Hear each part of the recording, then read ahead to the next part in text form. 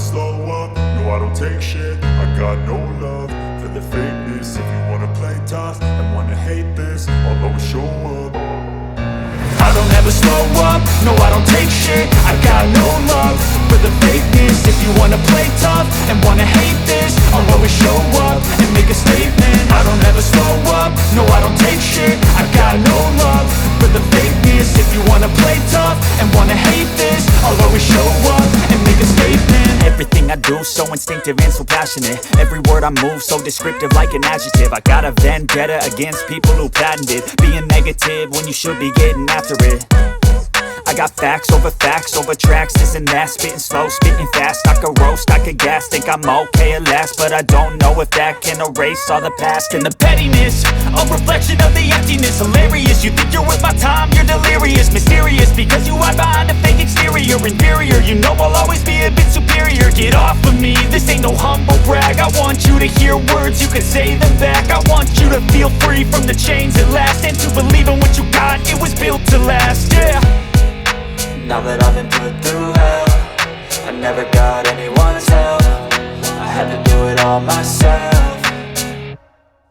I don't ever slow up, no I don't take shit. I got no love for the fakeness. If you wanna play tough and wanna hate this, I'll always show up and make a statement. I don't ever slow up, no I don't take shit. I got no love for the fakeness. If you wanna play tough and wanna hate this, I'll always show up and make a statement. Gonna learn the consequence of being incompetent. Mental health is confidence, dreams and some honestness. I'm not here to save the day, that's for you to take away. I could play a million mind games, but instead I say something not illogical, something that is topical. Rub it on and watch it go, make yourself unstoppable. Dreams are irresponsible, but they're always possible. If you... Okay mga ka-riders, nasa harapan natin itong Euro Sport R125 ng Euromotor.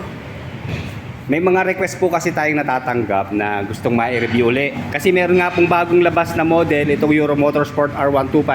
Ito po, itong nasa left side natin. Katabi po niya yung lumang model. So ngayon, i-compare natin kung ano nga pa pagkakaiba niya. Unahin po natin dito sa kanyang available na kulay. Dito po sa lumang model, meron po siyang glossy red, glossy orange at saka matte black. Okay, ito nga po yung matte black. And then dito ho sa bagong model ngayon 2024 ng Sports R125, isang kulay lang po ang available ito, itong kanyang glossy black na bago na rin po ang decals. Ayan, mas naging attractive po yung kanyang kulay at design ng kanyang mga decals. Lalo na dito sa kanyang side profile, di ba? Pang sports talaga ang dating. Ayan, may nakasulat po dito sa kanyang tabi na R125. Ito po yung kanyang displacement. And dito may nakalagay po sa gitna na Racing Sport. Ayan. Sa mga hilig magkarera, wag po natin gawin pang karera para safe po tayo. And then dito po yung kanyang model names, Euromotor. Ayan, combine po siya ng orange, red at saka black. Ayan, na merong white. And then dito po sa kanyang headlight, ang angas din po ng color combine na ginamit, orange, black at saka red. Then yung brand name nandito po sa kanyang pinaka-visor. Dahil naka-display na po yung kanyang presyo, dito po ako na-amaze. Hindi ho na bago yung kanyang presyo kahit nagbago po yung ilang specifications niya. Unang-una ko pong napansin, naging LED na po yung kanyang headlight dito sa bagong model po ng R125.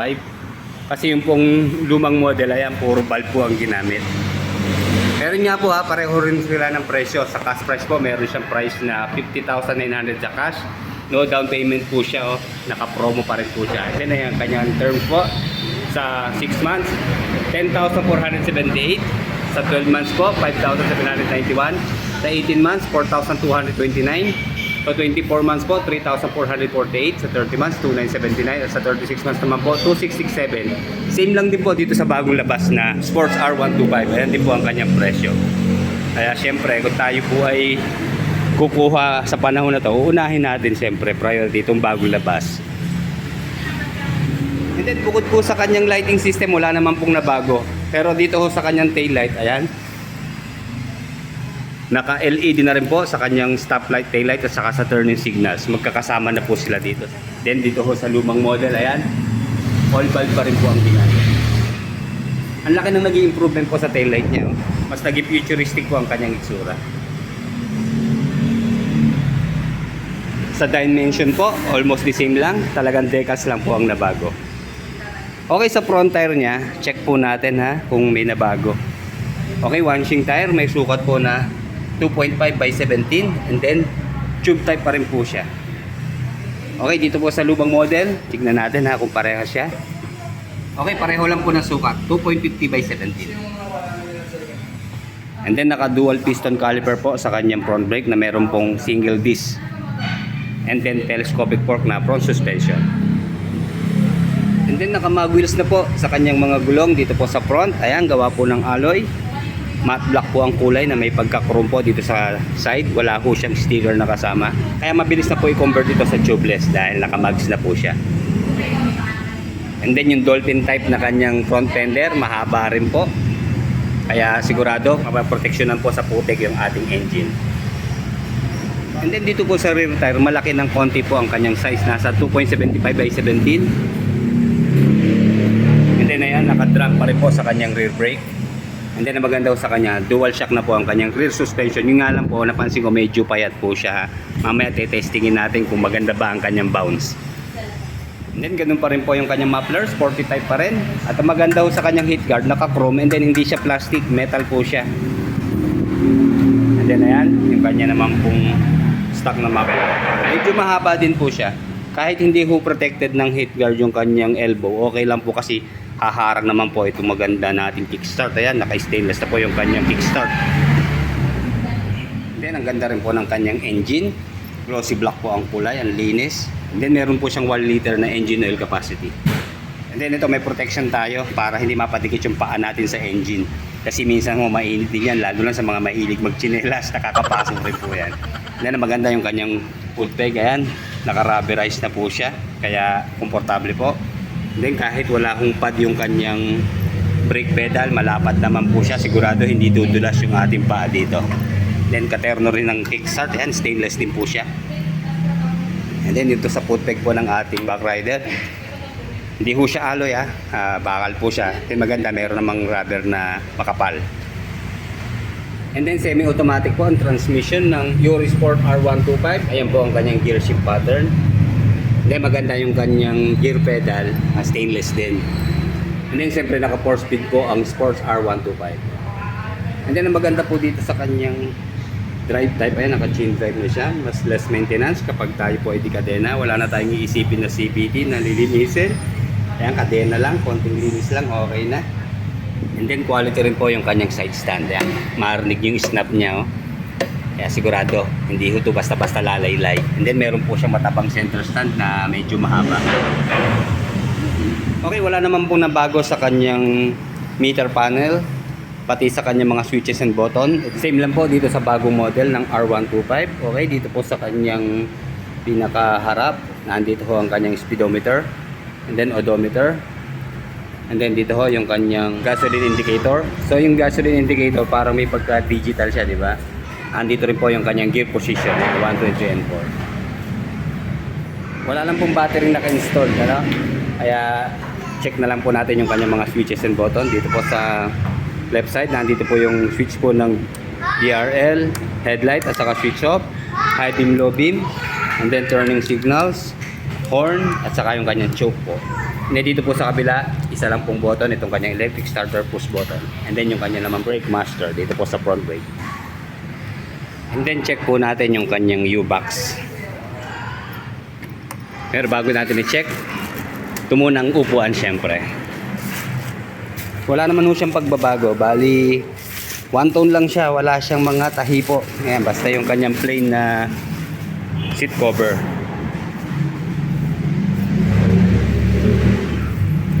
Ayan, malambot ho yung kanyang foam, saka pino. Ang firm po niya, oh, pero hindi ho siya madulas. Then yung tapas niya, tama lang din naman. Okay, dito po nakalagay ang battery sa kanyang U-box, kaya medyo lumiit po yung space. Ayan. Ayan, makakapaglagay pa rin naman po tayo dito ng mga ilang documents natin. I-roll lang natin yung papel, di ba?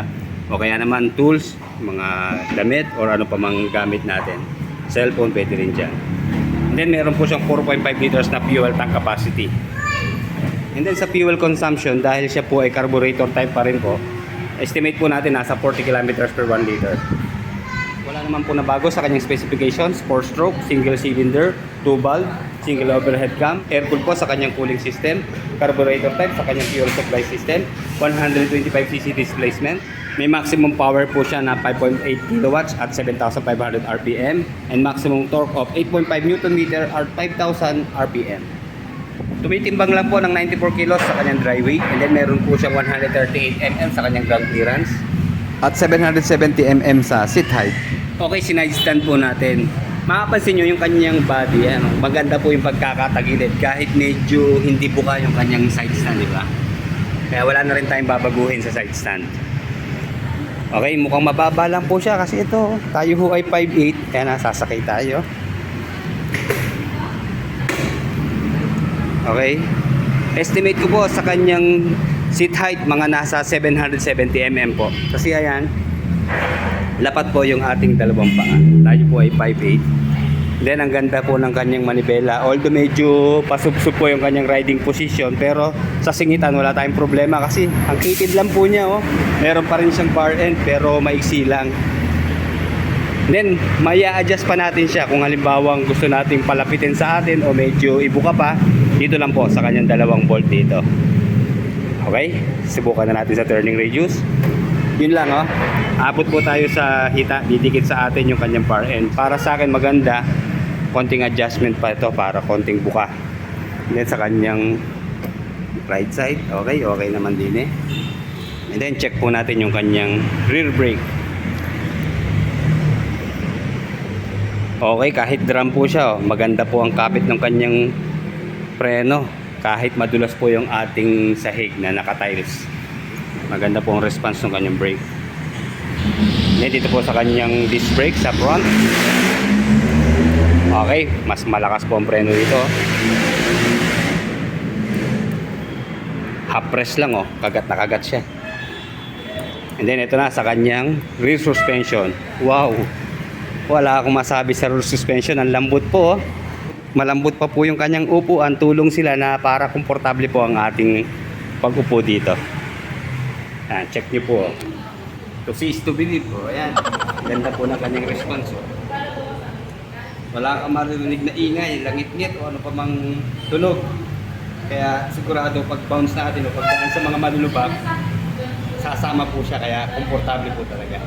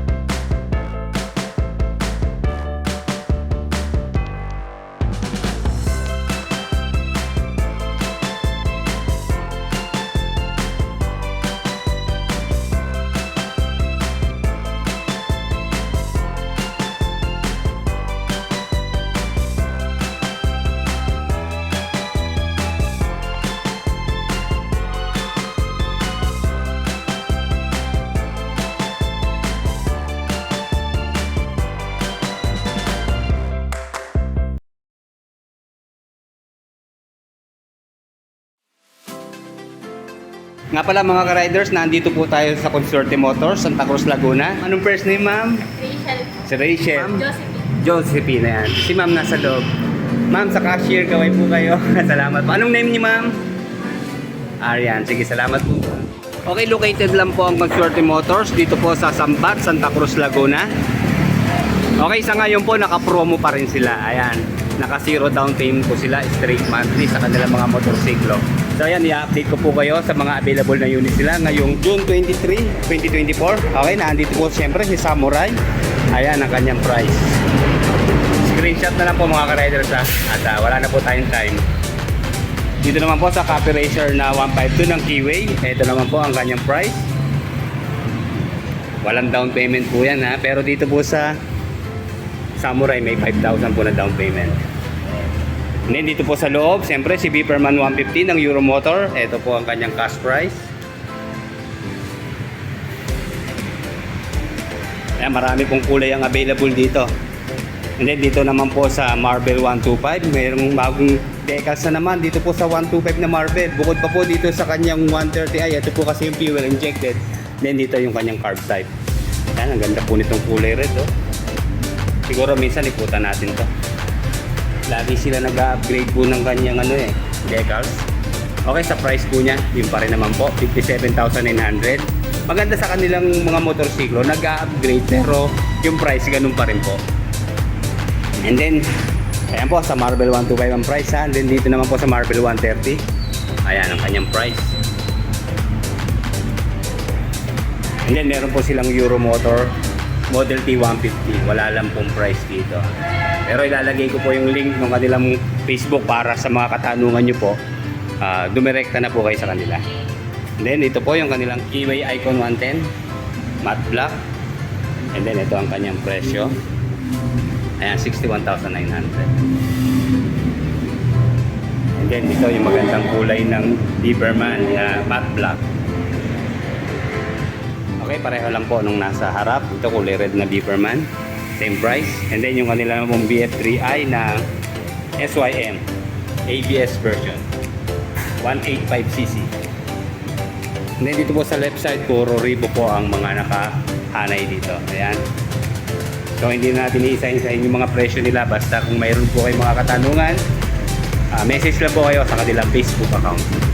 Kaya kung mahanap niyo po ay murang motorsiklo pero hindi tayo talo sa specifications, pasyal lang po kayo dito sa Consorte Motors, Santa Cruz, Laguna. Salamat po. Like, comment, and subscribe sa ating channel.